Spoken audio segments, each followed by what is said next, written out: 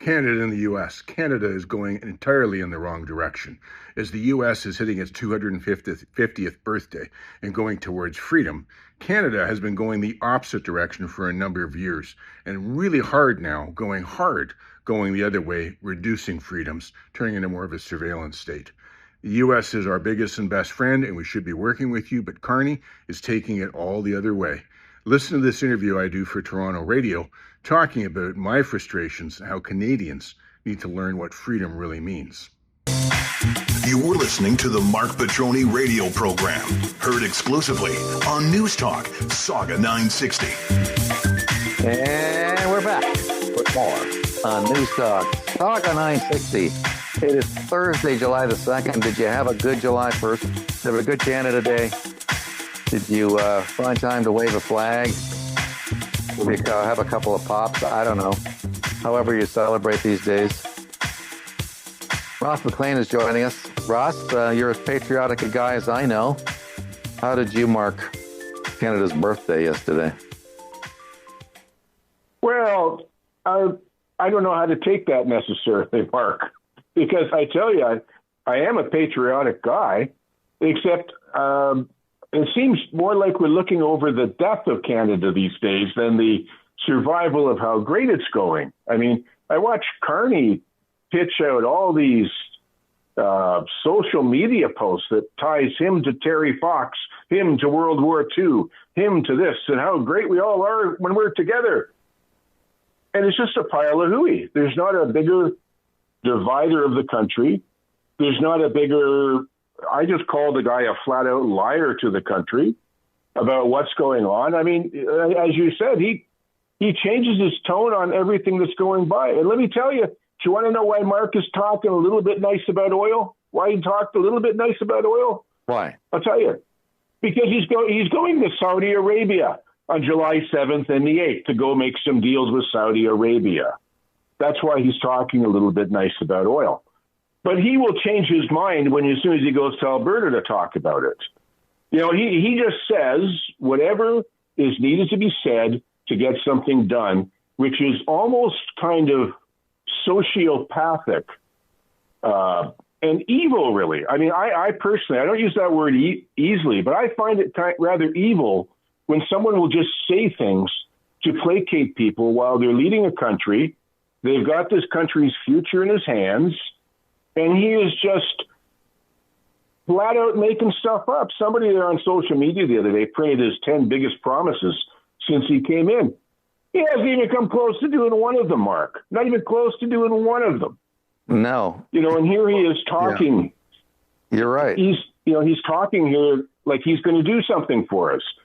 And you talk about, I know you lead off your show a lot of the time with the radio song and the chant of freedom. And I've just been thinking about that, Mark, as I'm staring across the 49th parallel right now as we talk. And I look at the difference between Canada on July 1st and the U.S. on the July 4th. And I feel a little bit like the people in East Berlin looking over the wall, the people in West Berlin, because of the way our freedoms are going in Canada these days. They're being taken away from us, and there doesn't seem much that we can do about it, Mark, except I don't know, complain.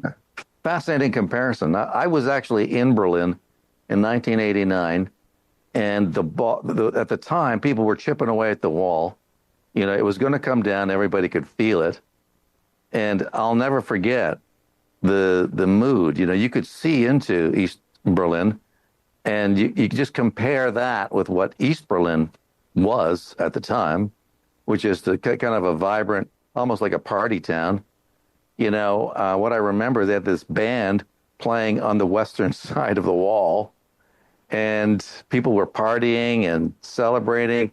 You had guys with hammers chipping away at the wall. I went over to the wall myself, and there was a hole right in it. And I stuck my arm through it and had somebody take a picture of me. I realized how stupid that was, because some East German guard could easily have shot it off. But yeah, comparing the two countries, it's like night and day these days. And that's why a lot of younger Canadians are looking at the United States and going, maybe there's a future for me there, because north of the border, not so much.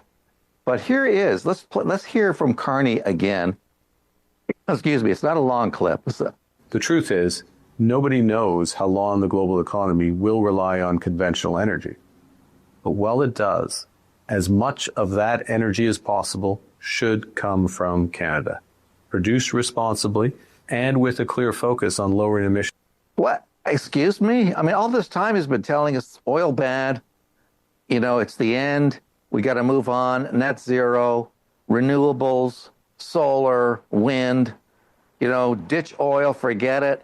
And for the last 11 years, these people have done everything in their power to undermine our resource sector at every turn. And they have succeeded. They have cost this country hundreds of billions of dollars because we had pipelines planned east and west. And if that had happened, we could have gotten our oil to market in Asia a lot easier than it is now, and as well to Europe. I mean, we could have been a real superpower as far as energy exports go.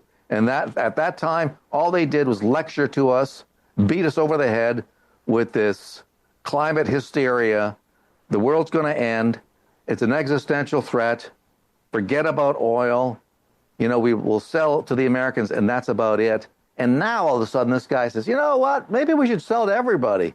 After all, we don't know how much longer people are going to be using oil. You know what, Mark Carney? We've been telling you this for years, but you don't care because you're too busy enriching yourself and your friends at Brookfield and your other elitist buddies on pushing this sham, this green energy grift, which has been going on for years. What do you make of this statement, Ross? Mark Carney is a modern-day Al Gore. He's a complete con artist. Same as Al Gore. Al Gore's family money came from where, Mark? It came from oil, Occidental Petroleum. That's where Al Gore made his family money from, right? How did Al Gore make his exit after a while? He had a TV station that he sold to who? An oil-producing country, so that he could take and pocket all the money. Al Gore said, we're all going to die and we're going to freeze to death. And what did he get involved with? Smart meters. He was the first guy that got involved with the company with smart meters. He came up here with Kathleen Whitten, stuck them all on your houses and said, you better get up at 3 a.m. to do your laundry because there's not enough electricity to go around. And here's Carney saying we don't know when conventional oil will be gone. Why don't you just ask Elon Musk? He's already done the predictions on it. He said there's no way we can be off conventional oil for at least 60, 80 years, period. Not even close. And Mark Carney, of course, makes his money with Brookfield doing hydro and electricity production, particularly here in Ontario. So that's why he wants to let Chinese cars in. But did you know that our grid can't really deal with all the electricity demands that we have right now, Mark? So what's going to happen? Everything's going to be electricity. The demand will go up. He'll make more money with Brookfield with his companies. I mean, he appears to me. This is the way it looks to me, Mark. There isn't anything he does not do that does not benefit him financially when he does things. There isn't anything he does not say that he does not say in a way that he uses at some point to benefit himself financially.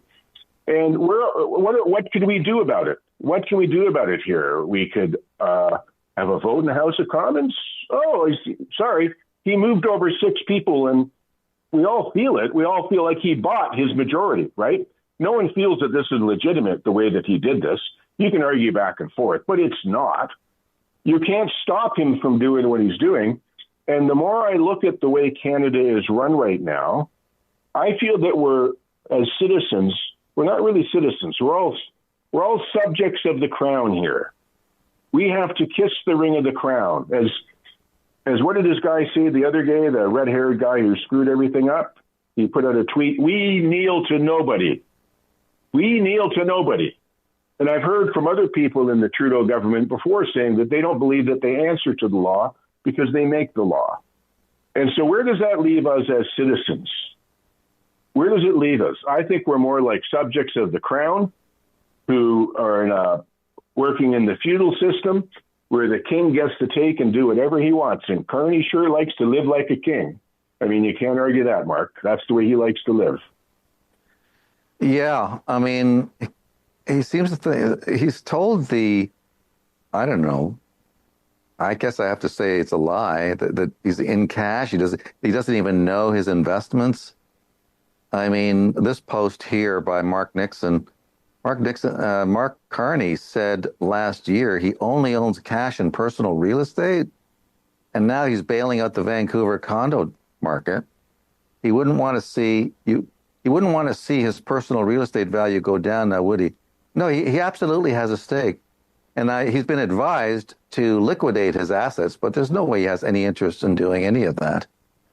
And so we're stuck with a guy whom we know is seriously conflicted. In fact, in a lot of decisions, he has to recuse himself. I mean, that's pretty dubious. We've got this clip of him. I guess this is go ahead. What do you want to weigh in? Yeah. Mark doesn't know what's in his trust, right? Except that his best buddy, former billion-dollar deal-making partner, Michael Sabia, who's in the Privy Council, is the guy who looks after his trust in terms of knowing when there's conflicts to tell him what to do or whatnot. So his best buddy, who he used to do billion-dollar deals with, is right beside him. He knows what all of his conflicts are, but of course, he wouldn't tell Mark that, would he? And for Mark to bail out, it's good we're going to have some kind of hearing into this condo bailout, because it goes further than just the developers, right? Who holds the mortgages out there? What banks are worried that, holy crap, if the BC market takes a massive correction, are the banks going to be underwater? Is Mortgage Canada going to be underwater, right? Why is he doing this bailout? He's not bailing out anybody here in Ontario who can't afford to keep their home or can't afford to pay their rent. So you're absolutely right about it. Let's look into that, Mark. Let's listen to part of his speech here. I guess this was the Canada Day speech. Every generation of Canadians inherits something that was built by the generations before. A railway, a seaway, a charter of rights, a path towards reconciliation. These days, Ross, I think we're more interested in destroying than we are in building. A country that's more prosperous, Correct. More just. But this is a country that's not more prosperous, though. This generation will actually be poorer than the last More one. inclusive than the one they inherited from their parents. None of us builds on empty ground. We build on those platforms raised by those who came before us. And our job, our duty even, is to raise it higher still for those who come after. This work is born from the conviction that Canada is worth fighting for. That Canada belongs to all Canadians, that Canada's best days are yet to come. Doesn't feel like that, Ross. It's not. I wish I wasn't such a pessimist, but I've been watching these guys for over a decade now. And it seems to me Mark, yep. They want to wreck the place. They've been destroying it for the last 11 years, undermining the institutions that we rely on to support our democratic way of life. Whether it's academia's toast. I mean, it was bad before, but it's destroyed, the media, of course, now completely and utterly. They don't even have a fig leaf to hide behind anymore of independence, because, of course, it's bought and paid for by the Liberal Party of Canada. And law enforcement agencies, which you know so well, I'm sorry, but who trusts the RCMP anymore after the fiasco around SNC-Lavalin and blackface? And I mean, just the unwillingness of these people to investigate the Liberals and all their crimes. I mean, everything, judges, so many of these judges now, nothing more than political activists. All these institutions that they have corrupted, it's like a massive cancerous tumor on the country. And the economy, of course, has been undermined at every turn by these clowns. We had a strong economy. We had a strong middle class. Now we have a very weak middle class. And on top of it all, these people, the one thing that these people are absolutely obsessed with is A, taking firearms from legal firearms owners, and B, speech. They want to destroy free speech. And they've taken every action they can to do so online, undermining people's ability to talk to each other, especially when it comes to the failings of this government. What say you? Look, everybody will have a chance over the next number of days with July the 4th coming up to hear about the U.S. Constitution and how it starts off, Mark, we the people, right? We the people. That's the key people that are leading in the U.S. It's the people. They have a vote. And if you study how the government is set up as a republic rather than a parliamentary democracy that we have here in Canada, you'll see that in the U.S. they have massive stops that you can put on people. Massive stops. Here in Canada, there is nothing you can do to stop Mark Carney. Nothing. He says in that last little speech you played that he has a duty to look after Canada and that we're all shareholders in Canada. Canadians have got no say in what he's doing. He has put his judgment, his complete judgment above all Canadians, above all parties, above everybody's thought to announce that it's a rupture with the U.S. and our relationship is over. That was him on his own words, in his own way, to work to ruin the country. And for someone to think such a high opinion of himself that he can go wreck this agreement, which, as we know, the state said yesterday, our opening bid is we're ending it in 10 years, right?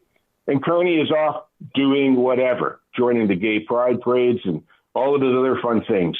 But he has a sense of entitlement and narcissism. Like I pointed out to you before, you only see him coming off planes and walking around and doing press conferences by himself. He makes his wife walk 10, 20 feet behind him, sort of thing.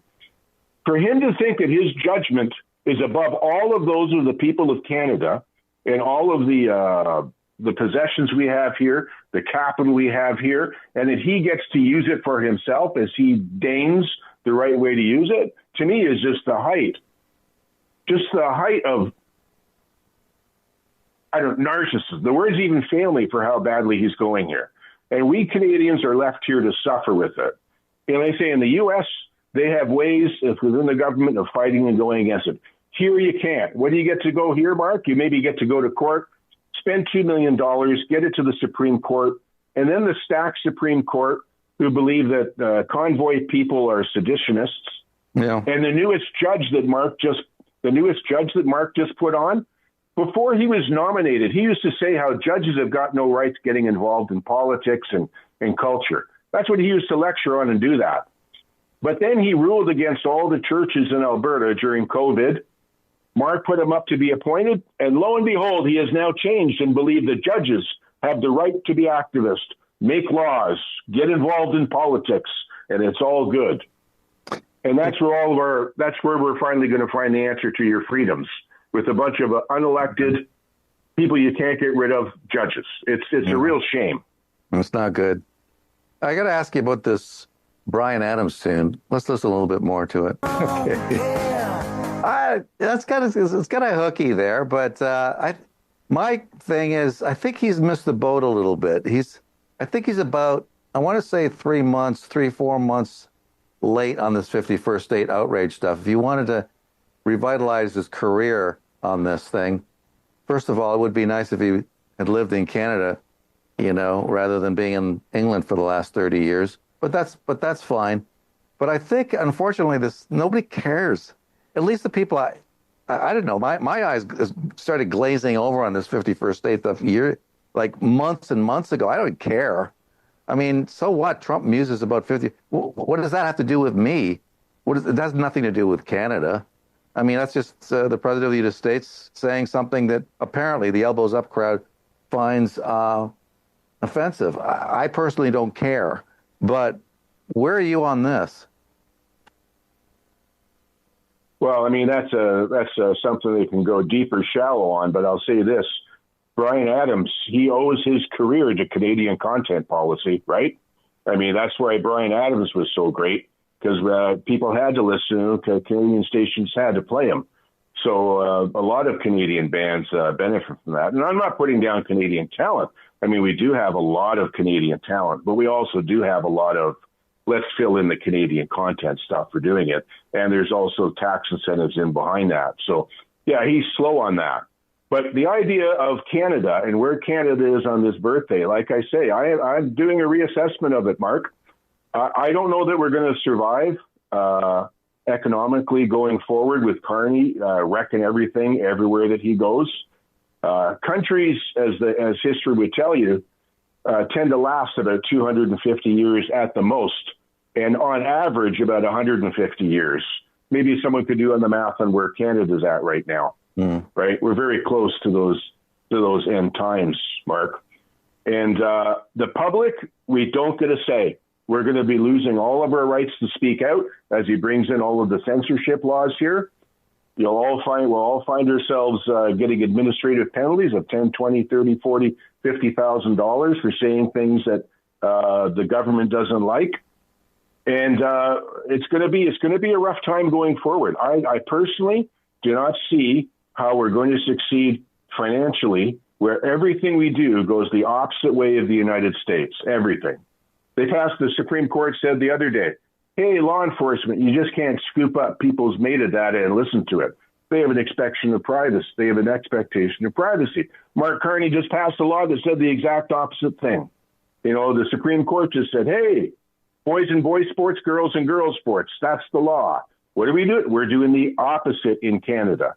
Every way that Carney is taking this country is the opposite of what I do consider, with all the mess that's there, of democracy, the United States to be the freest country on the planet. And we're going in the opposite direction. And I don't think that bodes well for us and the kids and the young people of today who, you know what, they don't even really know. Maybe somewhere listening don't even know what the Berlin Wall is that you talked about, that you so beautifully had the opportunity to go and see, Mark. Yeah. So those are my concerns.